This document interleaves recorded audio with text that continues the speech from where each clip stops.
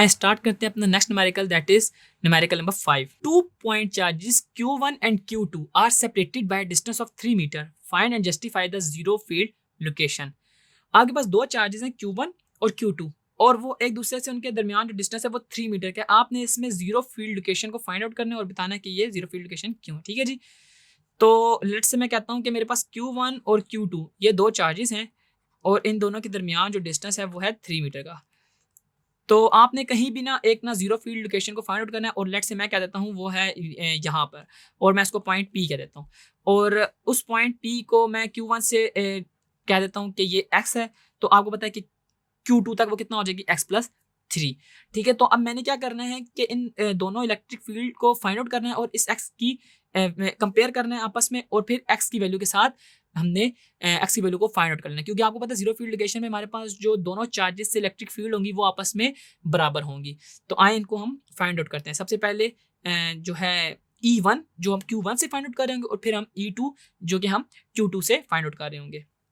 तो आपको electric field का फार्मूला पता है कि इलेक्ट्रिक फील्ड का फार्मूला है E इज इक्वल टू के क्यू ओवर आर स्क्वायर। ठीक है जी, और इसके साथ हम इसका यूनिट वेक्टर भी लिख रहे होते हैं, लेकिन ये हमारे पास एक रेक्टिलिनियर है तो अभी हम फिलहाल इसमें आर को नहीं वो करेंगे इंक्लूड।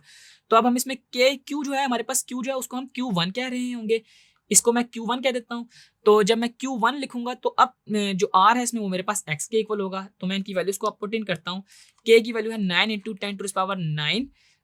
Q1 की वैल्यू है मेरे पास 1 इंटू 10 टू द पावर -6। ठीक है जी, 1 इंटू 10 टू द पावर -6 और मेरे पास डिनोमिनेटर में जो R है उसकी जगह मैं लिख दूंगा यहाँ पे X का स्क्वायर। ठीक है जी, फिलहाल मैं इसको E1 कह देता हूँ।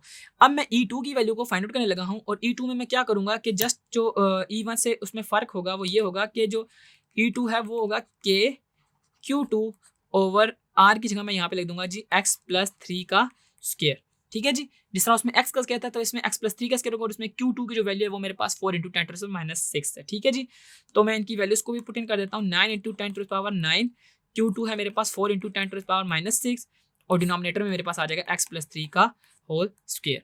और आपको ये चीज़ पता है कि जब भी हम इलेक्ट्रिक फील्ड की जीरो फील्ड लोकेशन की बात कर रहे होते हैं तो मेरे पास उस पॉइंट पर E1 जो होता है वो इक्वल टू होता है E2 के। ये सबसे हमारे पास इस न्यूमेरिकल का इंपॉर्टेंट तरीन पॉइंट है कि मेरे पास जो E1 है वो E2 के इक्वल है। आए अब हम E1 की और E2 की वैल्यू को इसमें पुट इन करते हैं और कटिंग करके हम इसमें X की वैल्यू को फाइंड आउट कर लेते हैं। अच्छा, सबसे पहले अगर मैं E1 की वैल्यू को पुट करूँ 9 into 10 to the power 9 into 1 into 10 to the power -6 और डिनोमिनेटर में इसके आ जाएगा X का स्क्वायर, जबकि मेरे पास जो राइट हैंड साइड है इधर आ जाएगा हमारे पास ये अगर हम ना भी लिखते 9 इंटू 10 टू द पावर 9 के लिखते तब भी हमारे पास के कट जाता। खैर अब हमने इनकी वैल्यूज़ को लिख दिया है तो हम इनकी वैल्यूज़ को काट देंगे। तो 9 इंटू 10 टू द पावर 9 और जो इसमें हमारे पास Q2 है वो मेरे पास 4 माइक्रोकूलम था, 4 इंटू 10 टू द पावर -6 और डिनोमिनेटर में मेरे पास आ जाएगा X+3 का होल स्क्वायर। आए अब इनकी वैल्यूज को हम कट करते हैं। 9 9 से कैंसिल हो जाएगा, 10 to the power 9 10 to the power 9 से और सिमिलरली मेरे पास 10 टू द पावर -6 जो है वो 10 टू द पावर -6 से कैंसिल हो जाएगा। और मेरे पास जो रिमेनिंग आइटम्स बचेंगे उनमें मेरे पास है 1 ओवर X का square is equal to 4 over X+3 का होल स्क्वायर। ठीक है जी, तो अब मैं इनको सॉल्व करके X की वैल्यू को फाइंड आउट कर लेता हूँ। सबसे पहले मैं क्या करूंगा कि 1 ओवर मेरे पास है 1 over X square is equal to 4 over X+3 का होल स्क्वायर, 4 ओवर X+3 का होल स्क्वायर। ठीक है जी, तो अब मैं क्या करूंगा इनको क्रॉस मल्टीप्लाई करता हूँ और X+3 का होल स्क्वायर को ओपन करता हूँ जो इसका फार्मूला है A+B होल स्क्वायर का, और फिर हम देखते हैं कि हमारे पास क्या कुछ बचता है। X+3 क्रॉस मल्टीप्लाई उधर चला जाएगा, यानी कि X+3 का whole square is equal to 4 into X का स्क्वायर। अगर आप देखें तो यहाँ पे आप taking under root on both side ले सकते हैं, और क्योंकि आपको पता है 4 जो है वो कंप्लीट है 2 का स्क्वायर, तो हम इसको अगर टेकिंग अंडर रूट ले लें, यहाँ पे मैं लिख दूँ taking under root on both side, तो क्या होता है मेरे पास यहाँ पे आ जाएगा X+3 is equal to 2X।